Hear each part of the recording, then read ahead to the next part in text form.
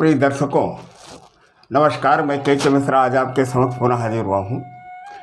आज हम बात करेंगे एक रहस्यमय ग्रह की, एक ऐसे ग्रह की बात करेंगे कि जिसको समझ पाना बहुत टेढ़ी खीर है।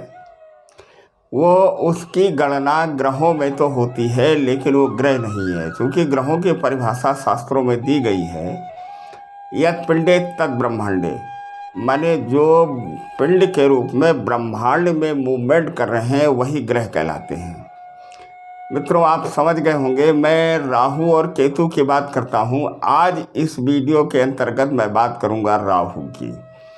राहु के बारे में कहा गया है कि राहु शनि की तरीके से रिजल्ट देता है।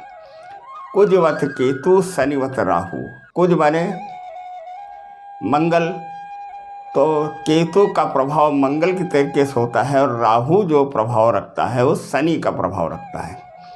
और राहु और केतु के बारे में एक किंवदंती क्या शास्त्रों में उल्लेख मिलता है, उसके बारे में हम बात नहीं करेंगे, नहीं तो वीडियो लंबा हो जाएगा। कि जब समुद्र मंथन में अमृत निकला तो उस अमृत को दैत्य असुर ने धोखे से पी लिया, तो विष्णु भगवान ने सुदर्शन चक्र से उसके दो हिस्से कर दिए। ऊपर वाले हिस्से को राहु और नीचे वाले को केतु कहा गया, धड़ को। ये तो हमारे शास्त्रों और पुराणों की बात हो गई, लेकिन जहाँ तक साइंटिफिक और एस्ट्रोनॉमी की बात है तो पृथ्वी जोड़क पर चक्कर लगाती है। पृथ्वी का चंद्रमा जिन दो बिंदुओं पर काटता है तो ऊपर वाले बिंदु को राहु और नीचे वाले बिंदु को केतु कहते हैं।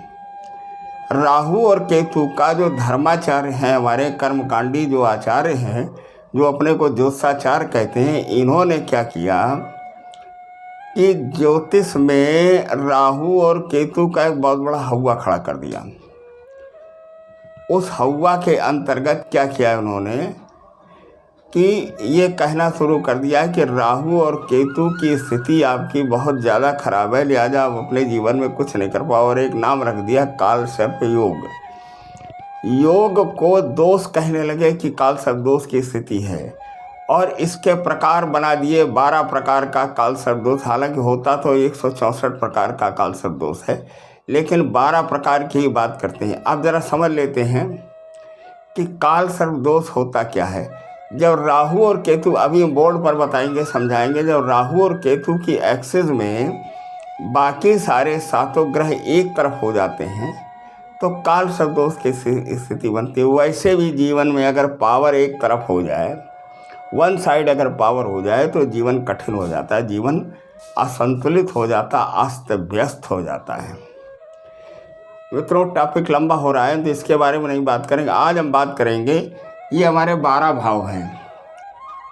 1 नंबर, 2, 3, 4, 5, 6, 7, 8, 9, 10, 11 और 12, ये 12 भाव हैं। हमने यहाँ 1 नंबर इसलिए लिख दिया है कि ये हमारी काल पुरुष की कुंडली है। और काल पुरुष का जो सूर्य से प्रारंभ होता है, तो सूर्य की जो गिनती की जाती है मेष राशि से की जाती है। इन नंबरों को हम राशियाँ भी बोलते हैं।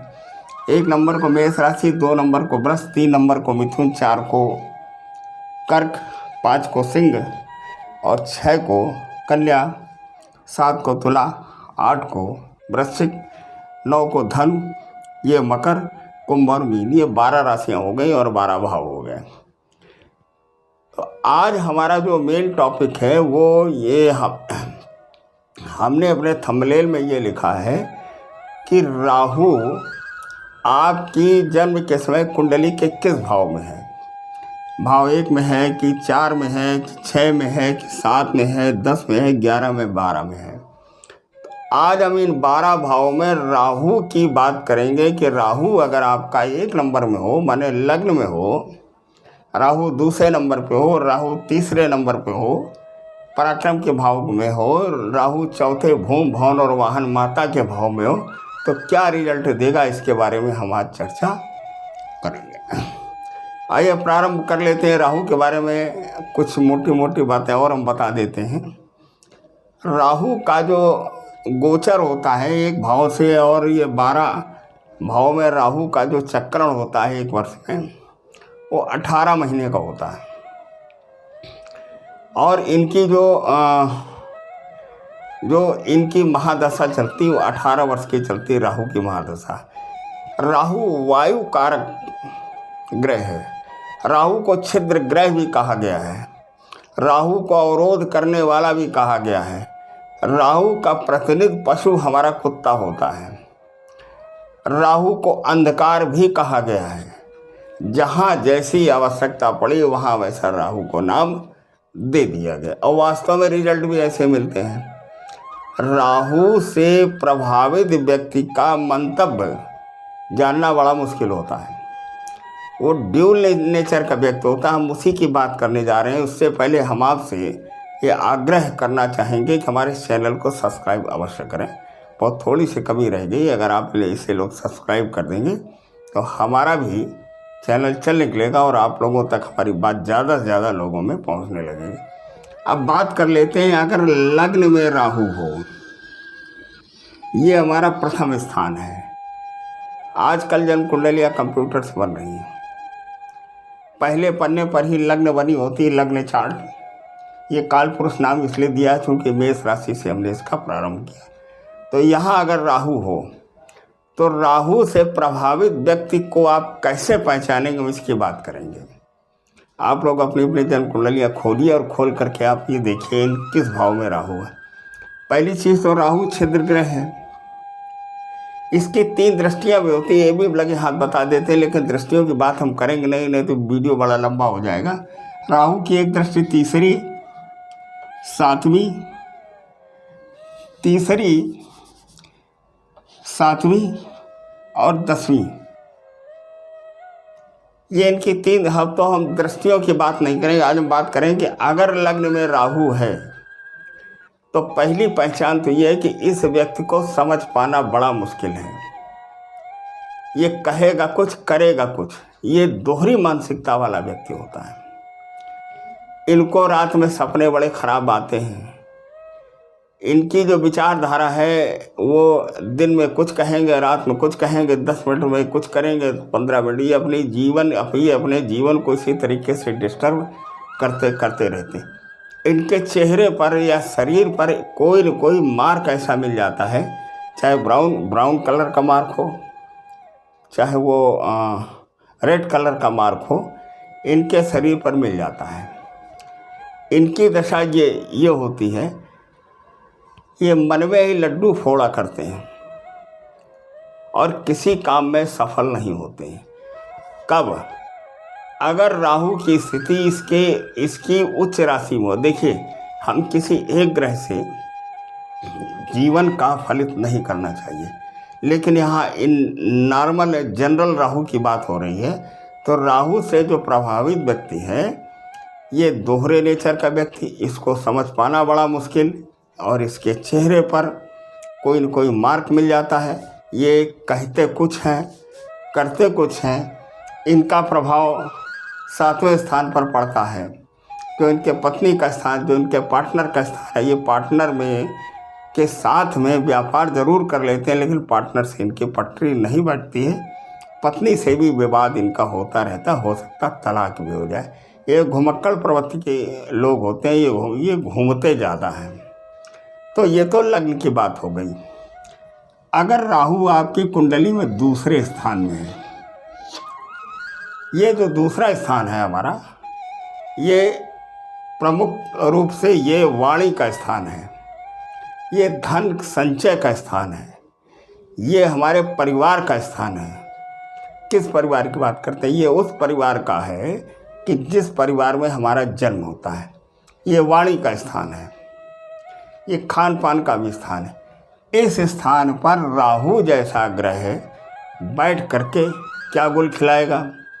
पहली चीज़ तो वाणी दोष बनाएगा। ये इतना कड़वा बोलेंगे कि जहाँ न झगड़ा होता वो वहाँ झगड़ा हो जाएगा, क्योंकि परिवार में बैठे तो लिहाजा परिवार से दूर रहना ही पसंद करेंगे।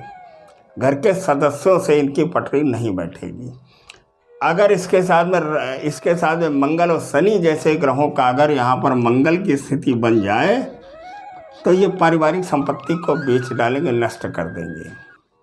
चाहे जितना कमाएं, धन में न्यूनता इनके बनी रहेगी। ये एक एक पैसे के लिए परेशान रहेंगे, लोगों से कहते हुए यही जो समझ में आएंगे कि हमारा कि धन हमारा बचता नहीं, बात बात पर झूठ बोलेंगे।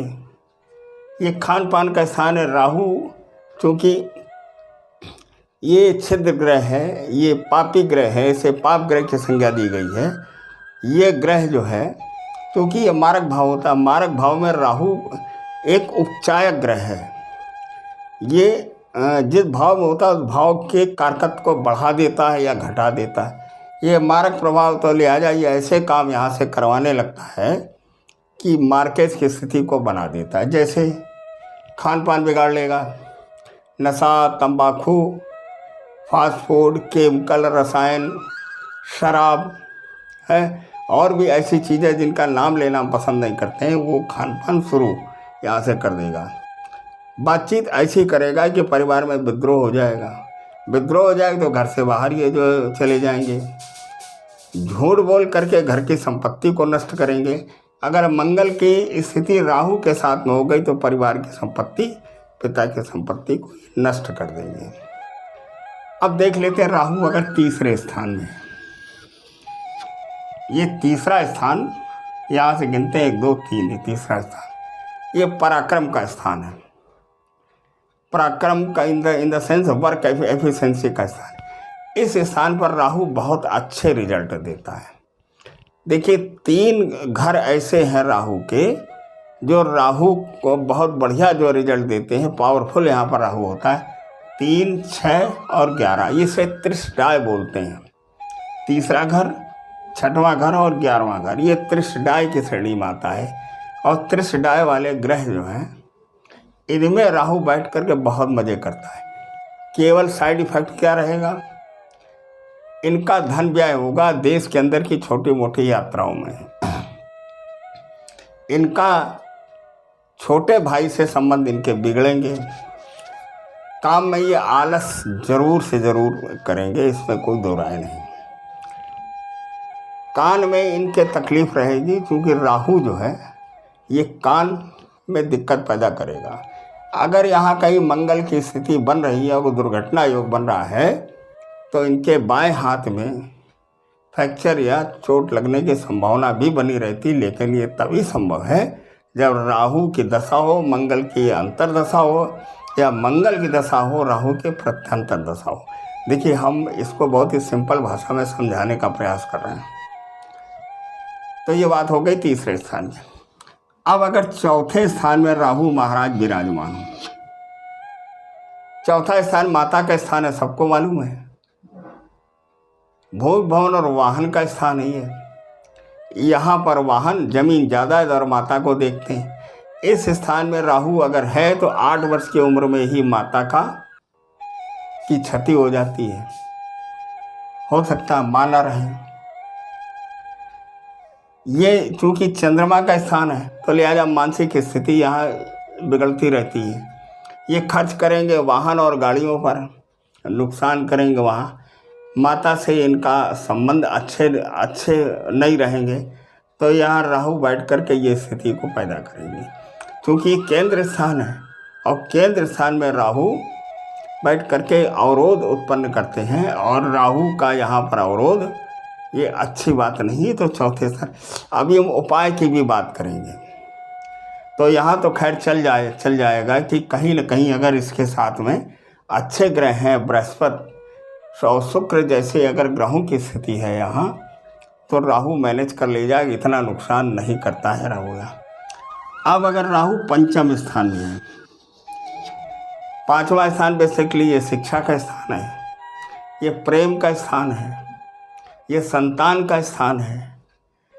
इस स्थान में राहु बैठ करके अगर स्टूडेंट विद्यार्थी है तो शिक्षा को रोक देता है। शिक्षा जरूर रुकती है। कब? जब राहु के अनुकूल अगर यहाँ राशि नहीं है। अगर राहु के अनुकूल राशि है तो शिक्षा अनवरत चलती है और टॉप पर जाती है। प्रेम विवाह की स्थिति बनती है। पंचम स्थान में संतान एक तो होती नहीं है, रुक जाती है, संतान खराब हो जाती है। अगर मान लीजिए होती भी है तो संतान का स्वास्थ्य खराब होता है। प्रेम विवाह की स्थिति ज़्यादा बनती है पंचम स्थान में राहु की। अब अगर छठे स्थान में राहु है, आप लोग ये बताइए, छठा स्थान रोग ऋण और मुकदमा का स्थान है, गुप्त शत्रुओं का स्थान है। यहाँ पर बैठ कर के राहु इस भाव का जो कारकत्व है, क्या है कारकत्व? रोग ऋण और गुप्त शत्रु, इनकी ऐसी तैसी कर देता है। इस स्थान में राहु वैसे भी बली होता है, तो शत्रुओं का तो सफाया सत्यानाश। ये 3, 6 और 11 हमने आपको बताया कि इस स्थान में राहु बड़े मज़े करता है। तो छठवें स्थान में राहु बैठ करके शत्रुओं का नाश, मुकदमा वगैरह अगर छोटे मोटे लगते हैं तो उनमें सफलता निश्चित प्राप्त होती है, परेशानी अवश्य मिलती है। अगर यहाँ मंगल की स्थिति है तो भूमि से संबंधित मुकदमा में विजय प्राप्त होती है। तो छठवें स्थान में राहु बहुत मज़े करता है, बहुत अच्छे रिजल्ट देता है। अब सप्तम स्थान की बात कर लेते हैं। ये केंद्र स्थान, केंद्र स्थान हमारे 4 होते हैं, पहला, चौथा, 7वां और 10वां। इस केंद्र स्थान में राहु बैठ करके बहुत अच्छे रिजल्ट नहीं देता है। सबसे पहले तो ये पत्नी का स्थान है। इस पत्नी के स्थान में राहु बैठ करके वो काम करता है, दूरी बढ़ाता है। राहु हुआ, शनि हुआ, ये ऐसे ग्रह भी हमने कल एक वीडियो बनाया था शनि के बारे में, जिसमें हमने शनि के बारे में बात। यहाँ पर बैठ करके राहु सेपरेशन की स्थिति ले आता है, पत्नी से दूरी बना लेता है। छोटी छोटी बातों पर पत्नी से झगड़े की स्थिति बनी रहती। अगर यहाँ इसके साथ में 1, 2 अगर पाप ग्रह और हुए तो तलाक की स्थिति बन जाती है। 7वें स्थान वाले राहु को और लग्न के में इस वाले राहु को पार्टनरशिप में व्यापार नहीं करना चाहिए। मैं सिरे से खारिज करता हूँ कि अगर इन दोनों स्थानों में राहु की स्थिति हो तो पार्टनरशिप में व्यापार ना करें। ये 8वां स्थान है। इस 8वां स्थान ही हमारे आयु का स्थान होता है। लोग इसे मृत्यु का स्थान कहते हैं, नहीं कहना चाहिए। ये आयु का स्थान है। आयु के स्थान में राहु बैठ करके बहुत अच्छे रिजल्ट बिल्कुल नहीं देता है। ये अल्पायु योग बना देता है। ये भाव गुण ज्ञान का कारक है। ये स्थान शनि का स्थान होता है। इसका बेसिकली मालिक शनि है। ये शनि का स्थान, यहाँ पर राहु बैठ करके गुण ज्ञान की बात करता है। यहाँ पर राहु बैठ करके जनेंद्री, ये नाभि से नीचे का जो हिस्सा है, इनमें रोग उत्पन्न जो करा देता है। गुप्त रोग जितने होते हैं 8वें स्थान में राहु से लगते हैं, जिनमें से दो एक रोगों के नाम मैं आपको बता देता हूँ। पाइल्स, कब्ज और कम उम्र में ही शारीरिक कमजोरी, संतान को उत्पन्न न करने की क्षमता, इस तरीके से राहु यहाँ पर बैठ करके वो रोग उत्पन्न करता है। क्रॉनिक रोग ये यहाँ से देता है 8वें स्थान में राहु बैठ करके। तो 8वें स्थान में राहु का रिजल्ट अच्छे नहीं देता है। अब 9वें स्थान की बात कर लेते हैं। 9वां स्थान बेसिकली हमारे धर्म का स्थान है। ये हमारे धर्म का स्थान है। यहाँ पर राहु निगेटिव ग्रह है, राहु छिद्र ग्रह है, राहु अंधकार का कारक है। राहु हमारा ये इसकी सोच अच्छी नहीं होती। यहाँ पर बैठ कर राहु आस्तिकता खत्म करके नास्तिक बना देता है। यहाँ वाला व्यक्ति धर्म कर्म बिल्कुल नहीं करता। अगर धर्म कर्म अगर बृहस्पति जैसे ग्रहों का जोर कहीं मिलता है, पूरी कुंडली में अगर धर्म का योग बनता है, तो ये मालूम क्या करता है, तंत्र मंत्र की तरफ इनका ध्यान ज़्यादा बढ़ जाता है। 9वें स्थान में राहु तंत्र मंत्र, क्रियाकर्म, ऊट पटांग तरीके से धर्म की आड़ में पैसा कमाने लगता है। इससे लाख कहो कि अच्छे काम करो, विष्णु भगवान की पूजा करो, नहीं करेगा वो शमशान की तरफ जाएगा। ये यहाँ बैठ कर के राहु काम करता है। अब बात कर लेते हैं 10वें स्थान में। ये हमारे कर्म का स्थान है। कौन सा कर्म? जिससे हमारा जीवन यापन चलता है, व्यापार का स्थान है। इस स्थान में राहु बैठ कर के बहुत अच्छे रिजल्ट देता है। इस स्थान में राहु ऊंचाइयों पर ले जाता है। इस स्थान में ट्रांसफ़र वाली नौकरी मिलती है। क्योंकि ये मेष लग्न की कुंडली अगर यहाँ पर राशि 10 नंबर मिल जाती है, शनि की अगर यहाँ राशि मिल जाती है, तो ये आधिकारिक रूप में PCS जे वगैरह पर जुडिशली या ऐसे व्यापार कर यहाँ से होते हैं जिनमें कमीशन के रूप में पैसा बहुत आता है, पैसे से जुड़ाव बना रहता है।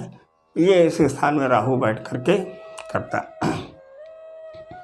11वें स्थान में राहु अति उत्तम, बहुत बढ़िया रिजल्ट देता है। 3, 6 और 11, ये 11वां स्थान ये लाभ का स्थान है।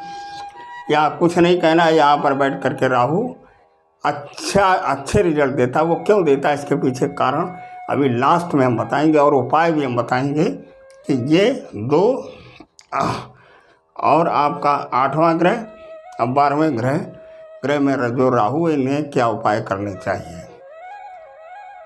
इस स्थान में राहु बैठ करके लाभ दे दनादन लाभ देता है। कमीशन, एजेंट, दलाली, जमीन से पैसा, शेयर मार्केट इत्यादि से जो भी धन है वो यहाँ से प्राप्त होता है। 12वां स्थान ये हमारे व्यय का स्थान, हमारे परलोक का स्थान है। यहाँ पर राहु बहुत अच्छे रिजल्ट बिल्कुल नहीं देता है। ये उस तरह के रिजल्ट देता है जैसे यहाँ पर मिलते हैं। ये संचय है और ये व्यय है। तो संचय में राहु बैठ करके व्यय कराता, व्यय में बैठ करके राहु व्यय कराता है, ठीक है ना।